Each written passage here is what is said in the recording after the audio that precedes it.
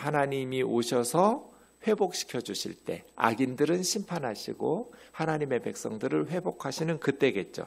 그런데 사실은 이 5절부터 이어지는 말씀은 마태복음 11장 4, 5절에서 예수님께서 메시아의 시대에 완성되는 증거로 인용하시거든요. 그래서 실질적으로 그때는 누구를 통해서 회복되는 때인가?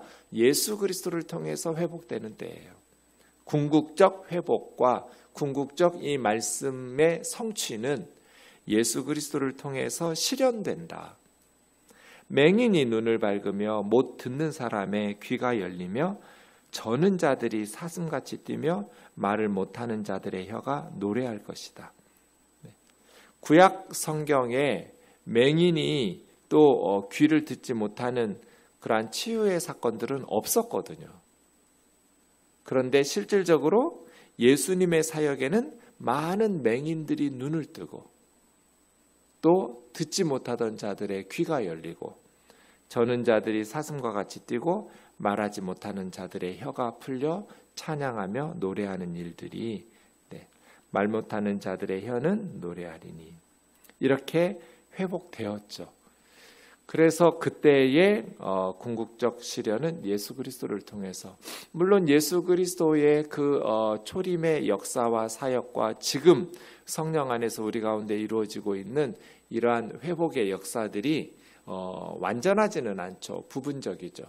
이러한 회복과 완전한 구원의 완성은 주님의 재림의 날 하나님의 나라가 이루어지고 완성되는 그날에 완전히 성취되겠죠.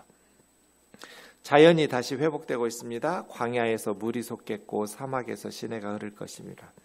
뜨거운 사막이 변하여 연못이 되고 메마른 땅이 변하여 원천, 물이 솟아나오는 샘이 될 것이며 승냥이에 눕던 곳, 이 객과에 속하는 야생동물이라고 그랬죠. 승냥이가 들개 정도, 이리 이렇게 야생동물들이 눕던 곳에 풀과 갈대와 푸들, 이제 갈대와 푸들은 습지에서 자라나는 다년생 식물들이잖아요. 그러니까 승냥이가 눕던 황폐한 그러한 곳이 물이 흐르게 되니까 다시 풀들이 왕성하게 회복되는 것이죠. 거기에 대로가 있어 그런 회복된 광야길, 사막과 광야에서 물이 솟고 시내가 흐르니까 이제 들풀들이 자라날 뿐 아니라 대로가 열리고 광야에 길이 생기는 거죠. 그 길은 거룩한 길, 그러니까 구별된 길인 거죠. 아무나 다닐 수 있는 길이 아니에요. 거룩한 하나님의 백성들이 가는 길. 그 길은 어떤 길인가? 사실은 10절에 나와 있는 길인데요. 그 길은 거룩한 길이고 안전한 길이에요. 그래서 거룩한 길이어서 9절 10절에 보시면 사자나 사나운 짐승이나 이런 사람들이 못 다니고, 또 8절에 보면 깨끗하지 못한 자, 또 우매한 행인, 어리석은 자들은 다니지 못하는 길. 거기에 대로가 있어 거룩한 길이라 일컫는 바 되리니 깨끗하지 못한 자는 지나가지 못하겠고 오직 구속함을 입은 자를 위하여 있는 길. 그러니까 하나님의 구원을 경험한 자들이 사실은 그래서 35장이 40장과 66장의 뒷부분을 예고한다. 마치 드라마의 예고편처럼. 그리고 나서 36장에서 39장까지 히스기야 이야기를 하고 있다. 바벨론으로 끌려갔던, 열방에 흩어졌던 그들이 다시 이스라엘로 돌아오려면 광야를 지나와야 되거든요. 그렇게 해서 돌아오는 그 길은 거룩한 길. 구속함, 하나님께서 구원해 주신, 해방시켜 주시는 자들만 걸을 수 있는, 우매한 어리석은 사람들은 그 길로 다니지 못하고 사자나 사나운 맹수들은 그 길로 올라오지 아니할 것이므로 오직 구속한 자만 그 길로 걸어오는 길, 구원받은 사람들을 위한 특별한 길, 거룩한 길이면서 안전해요. 맹수들이 없어요. 사자나 사나운 짐승이 없으니까요. 여호와의 속량을 받은 자들이 돌아오되, 돌아오는 길이거든요. 어디로? 고향으로, 고국으로 돌아오는 그 길. 돌아오면서 노래하면서 시온에 이르러 머리 위에 영영한 기쁨, 희락을 띠고 기쁨과 즐거움으로 슬픔과 탄식이 사라지리로다. 그러니까 영영한 기쁨, 멈출 수 없는 기쁨이죠. 멈출 수 없는 기쁨. 이 10절이 다시 51장 11절에서 반복되거든요. 그래서 장차 이스라엘이 포로로 열방에 끌려갔지만 하나님께서 그 열방을 심판하심으로 노예로 채찍에 맞으면서 포로로 살고 있던 하나님의 백성들이 거룩하고 안전한 광야에 난 대로를 통해서 다시 이스라엘로 돌아와 회복될 것이다. 이것이 회복인데요. 자연이 회복되면서 사람들이 회복되고 대로가 생기면서 길이 회복되고 기쁨이 회복되면서 멈출 수 없는 기쁨과 즐거움의 노랫소리가 사라지지 아니하는 영영한 희락을 띠고 기쁨과 즐거움 속에서 하나님을 찬송하는 슬픔과 탄식은 사라지게 되는 그러한 회복에 대한 이야기들을 하고 있습니다. 이것이 사실은 하나님의 백성들의 미래죠. 하나님의 백성들의 현재가 아무리 고단하고 탄식과 슬픔 속에 절망적이라 할지라도 우리는 하나님의 임재, 하나님께서 오사, 이 4절에 말하는 하나님께서 오사, 하나님께서 오사 이렇게 반복해서 말씀하시는 하나님의 오심을 통해서 하나님께서 하나님의 백성들의 기도를 들으시고 그 기도가 열매 맺게 될 때 하나님의 백성들은 회복되게 될 것이다. 사람들만 회복되는 것이 아니라 사람들의 삶의 환경인 자연이 회복되게 될 것이고 그때 하나님의 백성들은 하나님의 나라 고향으로 돌아오는 대로를 향해서 이런 일이 있을까 싶을 만큼 영영한 희락을 띠고 기뻐하며 즐거워하며 찬송하게 될 것이다. 보지 못하던 자들은 보게 될 것이고 듣지 못하던 자들은 듣게 될 것이고 말하지 못하던 자들의 혀가 풀려서 노래하며 찬양하고 저는 자들이 사슴처럼 뛰면서 기뻐하게 될 것이다. 이것이 교회의 사명. 교회는 예수 그리스도의 능력으로 이 땅을 회복시키고 치유시키고 절망 가운데에서 공포와 두려움과 탄식 속에 살고 있는 백성들에게 겁내지 말라고 하나님께서 오셔서 우리를 회복하시고 구원하실 것이라고 악인들은 하나님께서 심판하시겠지만 깨끗하지 못한 자들 우리가 깨끗해서 아니에요. 예수 그리스도를 통해서 죄사함 받아 깨끗하게 된 하나님의 백성들만 거룩한 그 길로 나아가게 될 것이라고 더불어 함께 예수 그리스도의 씻음과 예수 그리스도의 거룩하게 하심을 힘입어 죄사함의 은총을 통해서 하나님의 나라를 향해서 나아가는 그러한 사명.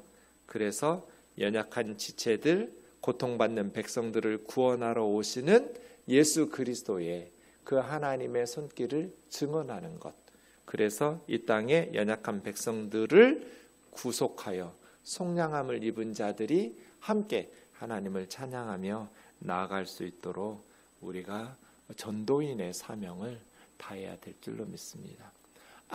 아무리 절망적인 역사적 상황에서도 하나님의 백성들은 희망을 가질 수 있는 이유가 여기에 있는 것이죠. 절망의 역사를 참고 견디다 보면 마치 감옥에 갇힌 죄수가 복역의 기간이 끝나면 석방되는 것처럼 하나님의 백성들의 죄로 말미암아 하나님의 심판으로 역사가 고통스러워졌다 할지라도 시간이 지나고 하나님의 때가 되면 다시 회복의 역사로 돌아오게 될 것이니까 하나님의 백성들은 그러한 새날을 꿈꾸어야죠. 그래서 저는 교회는 천국이 미리 맛보여지는 공동체여야 된다. 세상의 절망과 탄식을 그대로 끌고 오는 것이 아니라 절망적인 세상 속에서 하나님의 나라가 어떠해야 되는지, 완전히 천국의 모습과 이렇게 구현될 수는 없겠지만 그러한 천국의 미래가 교회를 통해서, 맹수가 없고 사자가 없고 교회에서는 누구도 뜯어먹지 않고 뒷담화하고 헐뜯고 싸우고 허물어뜨리고 비난하고 정죄하고 그런 곳이 아닌, 이것이 무슨 권력의 계급적 질서가 돼서 부교역자들은 언제 쫓겨날지 모르고 그냥 열정페이나 하라고 하고 교회 내에서도 무시당하고 멸시받고 이런 세상의 한숨과 절망과 탄식이 없는, 하나님께서 꿈꾸시는 세상, 하나님께서 기뻐하시는 공동체의 모습이 교회에서 구현돼야 되는 거죠.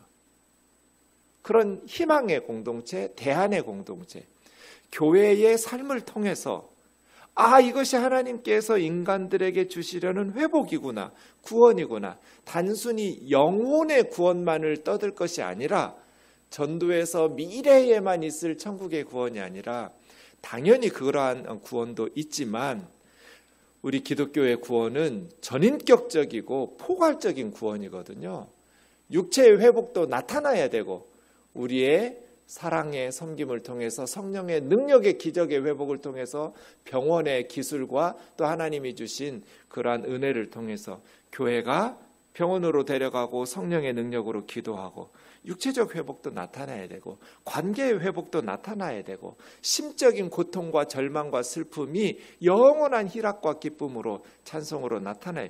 전인격적인 구원의 모습이 공동체의 정의를 실현하고 공의를 실현하고 평화를 추구하고 사랑을 실현하는 것들을 통해서 나타나야죠. 그러면 그리스도인들의 삶이 변해야 돼요. 성령 안에서. 여전히 예수님을 믿고 여전히 수십 년씩 믿는데도 시기하고 질투하고 헐뜯고 비난하고 무슨 구원이 그래요? 그건 교회가 아니죠. 구원받은 성도의 삶이 아니에요. 이 35장의 회복의 역사가 그냥 막연히 미래의 천국에서가 아니라 거기서 완성되겠지만 비록 불완전하고 부분적이나마 교회를 통해서 모습을 드러내줘야 돼요. 그래서 교회는 끊임없이 개혁되어야 되고 교회는 끊임없이 하나님의 말씀이 바라보고 있는 희망의 공동체의 모습을 세상 사람들에게 보여줘야 된다. 교회를 통해서 참된 사랑과 평등과 자유와 기쁨과 회복의 모습들이 우리를 통해서 하나님께서 나타내시고 드러내시는, 그것이 가정으로 가야 되고 학교와 사회로 흘러가서 이 땅의 역사를 변화시키는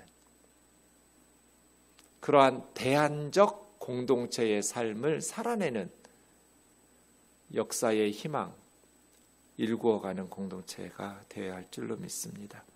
우리 우면동 교회가 그러한 하나님의 통치가 임하는 하나님의 나라 되기를 원합니다. 하나님께서 꿈꾸시는 교회, 하나님께서 꿈꾸셨던 세상을 교회를 통해서 세상 사람들에게 맛보여야죠. 이것이 성령의 사람들이 모인 예수 그리스도의 구원을 경험하고 회복된 백성들의 사명이라고 믿습니다. 기도하겠습니다. 사랑하는 하나님 아버지, 이 땅의 삶이 광야와 같고 메마른 땅과 같고 사막과 같습니다. 예수 그리스도를 통하여 교회를 통하여 사막에 물이 샘솟는 원천되게 하여 주옵소서.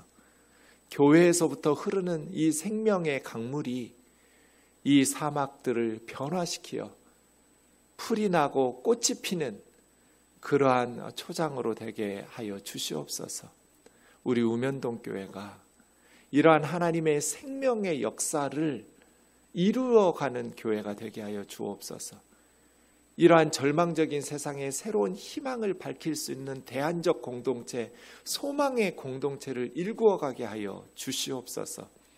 태풍으로 인하여 또 코로나의 어려움이 가중되고 장마의 어려움이 가중되고 있습니다. 주여 이 땅을 불쌍히 여겨주시고 절망 가운데 있는 이 땅에 이데올로기로 인해서 싸움을 부추기기보다는 희망과 기쁨과 회복의 역사들을 일구어 갈 수 있도록 주여 인도하여 주시고, 아버지 하나님의 긍휼과 자비하심으로 이 한반도가 영육으로 주의 긍휼을 맛보게 도와 주시옵소서. 우리를 불쌍히 여겨 주셔서 우리의 어리석음을 깨우쳐 주시고 주님 안에서 다시 영적으로 먼저 회복되게 도와 주시옵소서. 예수님의 거룩하신 이름으로 기도하옵나이다. 아멘.